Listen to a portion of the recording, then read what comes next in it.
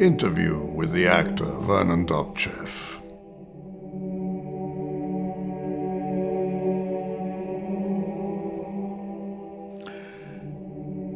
It's extraordinary that when the character of Nostradamus came my way, I didn't know a great deal about him except his name, really. And, of course, his predictions and the fact that interest in them has lasted to this day. And so now, having lived intensively with Nostradamus for 1 week, I am, humbled and awed by his modesty and humanity and industry, sitting in that little town, Salon-de-Provence, in the south of France, and impelled for his son, but for posterity too, to record all these visions and images that appeared before him and shape them into a series of predictions. I'm most impressed by him. Finally, I think that he says, of course, that after the death of his beloved first wife and children, he just had to travel. And he did travel, and he discovered France and Italy, and some of the prophecies came to him while he was traveling, and others, as he says, unexpectedly in different places. But ultimately, yes, they were shaped and formed and set down, I think, principally in the little house in Salon-de-Provence. Well, Salon-de-Provence, I was determined to go to, of course. And I was born not very far away from there, in Nîmes, and about 100 kilometers or so.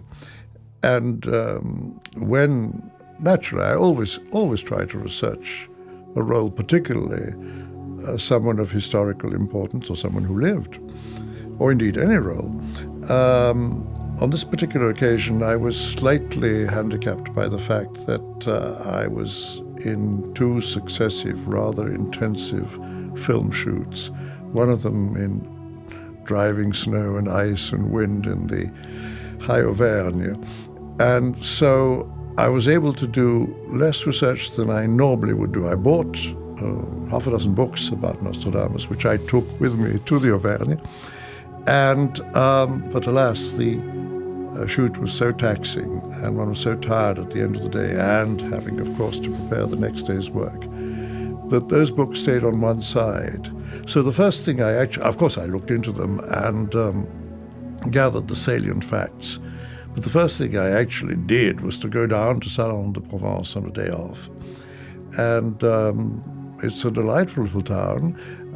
And the house, well, it was, I suppose, in his time, quite a grand house in a small street. Now it has been lovingly restored as a museum and is very devotedly kept. And it's interesting because you move from room to room and the lights go on and there's a bit more commentary, and little by little his life and achievement are very much made present to you. So I was very moved to have gone there, and then to have gone on to the church where his tomb now is, which happens to be in the one chapel that is kept lit every day, I think. So that's the chapel where people who want to worship in that church go and sit.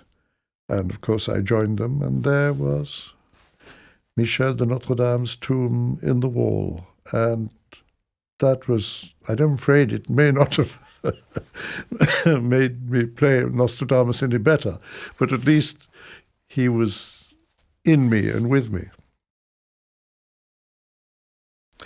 Well, I'm not entirely sure. Of course, the people in the museum, of course, he is an absolute icon to them. It didn't occur to me, actually, to ask in the town what, if anything, they felt about Nostradamus.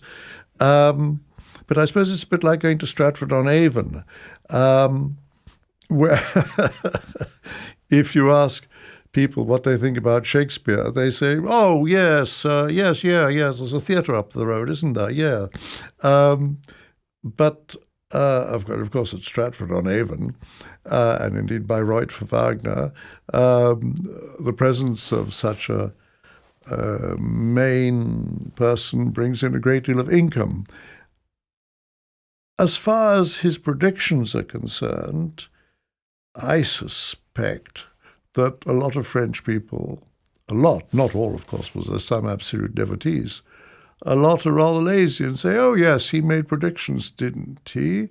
But without being too aware of what he said and how much it applied. As far as I know, this wonderful project, born, begotten, and brought to fruition by Des Abra and Mike Abraham, our producers and director. As far as I know, it's the first filming of it. I understand there has been, which I didn't know until recently, a German film about the life of Nostradamus, and I'm sure prophecies have been referred to in it, but I doubt if they've been expounded. And hopefully this film will, in fact, make clear to people, make the prophecies much clearer, because, well, one of the things, alas, nowadays, because the emphasis is so much on video and film and all visual media, a great deal of people don't read enough, and the prophecies are daunting. So it seems to me this project is admirable in trying to bring them to a wider audience, and even to the audience who are aware of them, to make the content much clearer and indeed much more relevant. I just feel very lucky to have been brought in touch with Nostradamus himself and this particular project, which I think is admirable. And I must say I jumped at it because of my meeting and first a telephone call with Das Abra, the director and producer, because he was so passionately committed to his project. And I'm always immediately very much moved and turned on by anyone. It doesn't matter if he makes, I don't know, dental apparatus, or is making a garden, or is throwing pots, or is an aircraft engineer. Someone who is committed to what he is doing has my instant allegiance. And so that's why I jumped at it. And, of course, when I met him and I realized how deep and sincere and indeed industrious his commitment was, I thought, well, I'm honored, even if I am the 29th choice, I'm honored to be thought of for this project. I have to say, when I received the first 341 pages of text, which contained, firstly, French, a version of the 1,000 quatrains, and then the more or less established English translation, and then Des Abra's own refined, pared-down translation, I thought, wow, what have I taken on? Simply because with parts which you play in a play or a film, you usually have interaction with other characters and a developing story and conflict and all sorts of things which call upon what is inside you and also your skill. Here, it was my responsibility to try and make as vivid as possible and as varied as possible the stanza after stanza after stanza after stanza of prophecies and ideas and images and visions that Nostradamus had set down. By a fortunate coincidence, I was born in southern France of British and Slav parents, and am therefore bilingual in French and fluent in Italian and German and Spanish, and have traveled to, well, I suppose most of the places he mentions in his prophecies. But the principal task was to try and make it alive for the people coming upon this huge piece of writing. And normally you don't, as an actor, ever comment on the script you are playing. You don't allow either you obviously use your feelings and your mind, but you don't allow them to, I suppose, comment on what you're saying. You are that person. Now, here there was all this fact to be presented.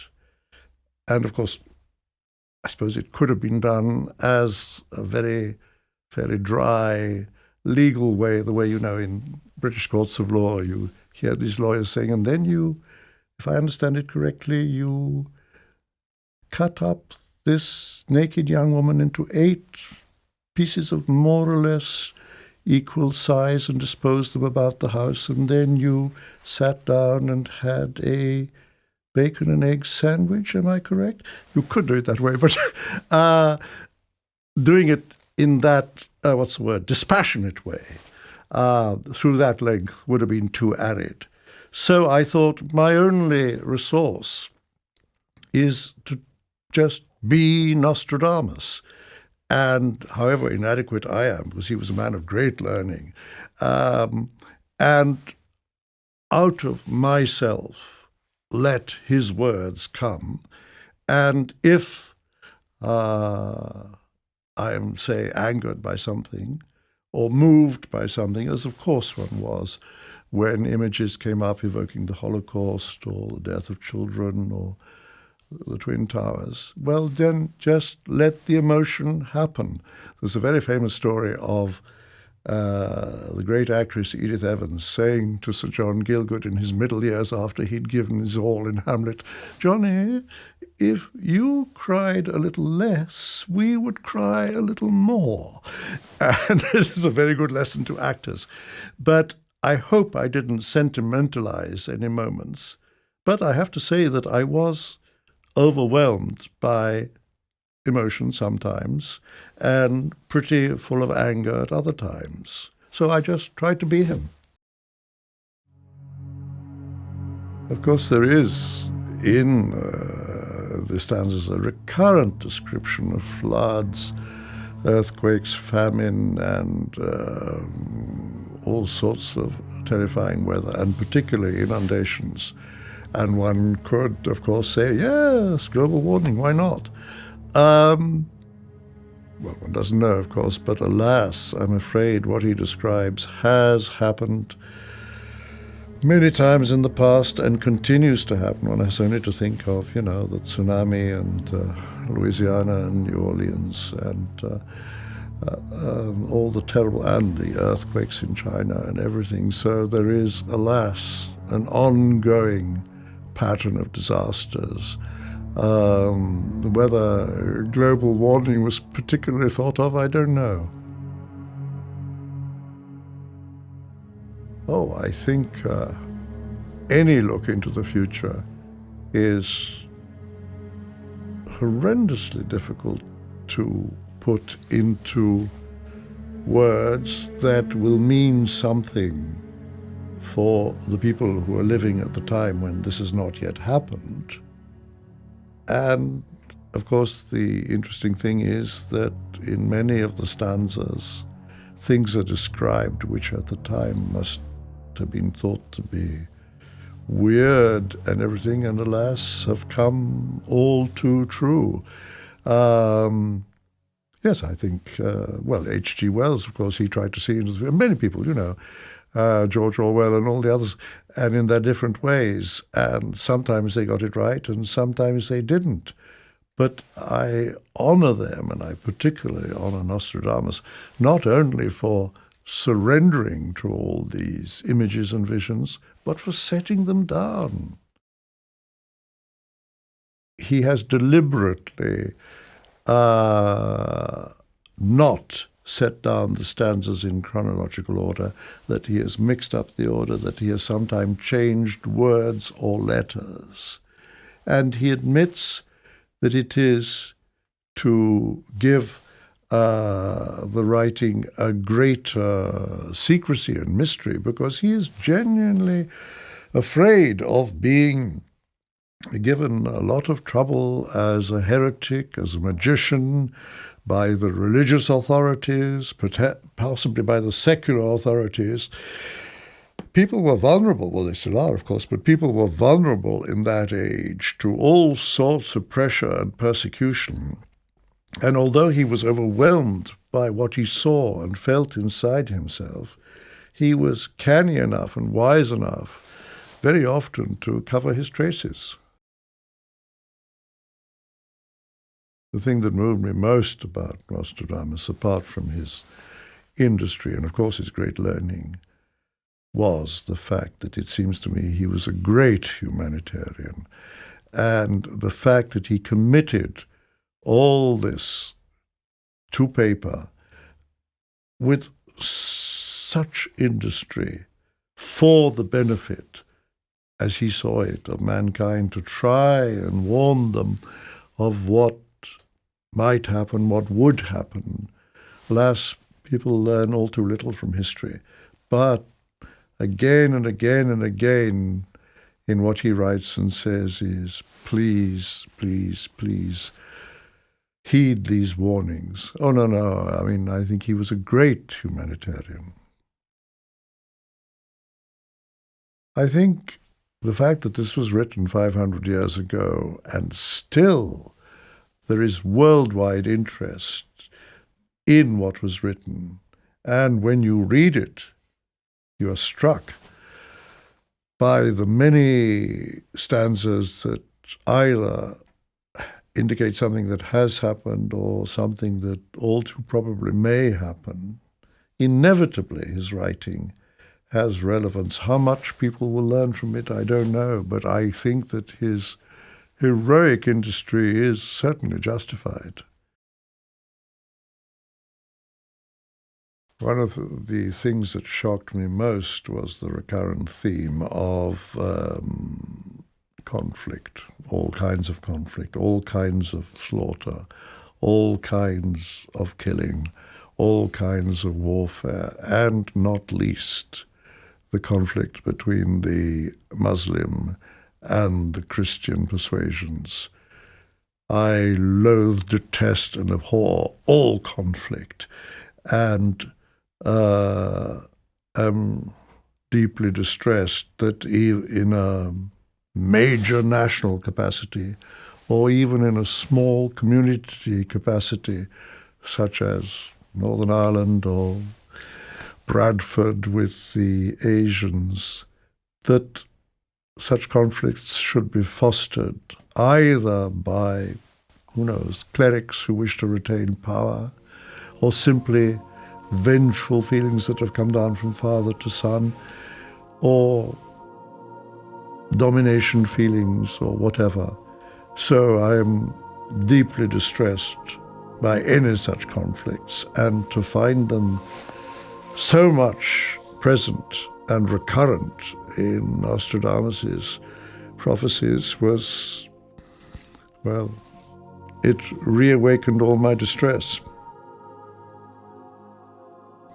Of course, one wonders how much of what he says, which has not, as far as one can see, happened yet, how much will happen. And he forecasts a lot of disaster and calamity. One prays, of course, that it will not all come true, but how can one tell? Because the world is in a state of great sadness and distress.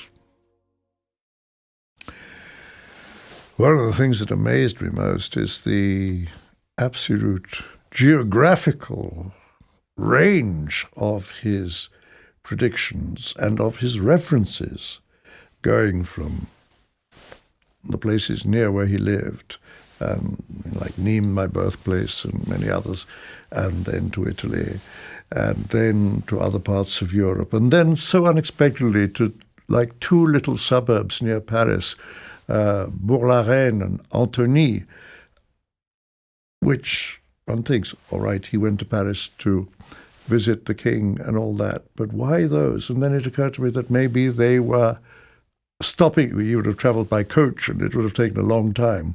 They were maybe stopping places for the stage coach. But those places, and then the Americas and the Poles and Asia, and one is amazed that this man, who of course was learned and had traveled, but I think only within Europe, could envisage or be a receptacle to images of so many places and so much in the world. Once again, I am humbled by his visions. One of the recurring things in what he writes, and also, of course, in his letter to his son, César, is that he constantly says, I am not a prophet, I do not claim to be a prophet, I am full of visions and images which I wish to communicate, but he always defers to the Catholic Church. Of course, he needed to at those times to avoid trouble from the clerical authorities. But I think it's sincere. I think he, how am I to say, but it would seem to be totally sincere that he always speaks and writes what he feels, but with deference to the Catholic Church in which he was brought up, because he tells us that his origins were Jewish and converted to Catholicism, and he was brought up in the Catholic religion. His name, Nostradamus, was Latinized to Nostradamus, and I think he always deferred to, did not criticize. He criticized clerics for bad behavior, but he did not criticize the church in which they moved and worked. And he never claimed to utter any prophecy that was contrary to the Bible or to church teachings. I think our understanding of Michel Nostradamus will be immeasurably helped by this project, which has moved me so much. The passionate commitment of Das Abra and his brother Mike Abraham, co-producers, and a really excellent team, technical team, who all working together in such speedy and friendly and warm and devoted attention to the task, have daily impressed me so much by their work and their commitment, so that one was honored to be among them, and one just tried to serve them and their project. And Nostradamus.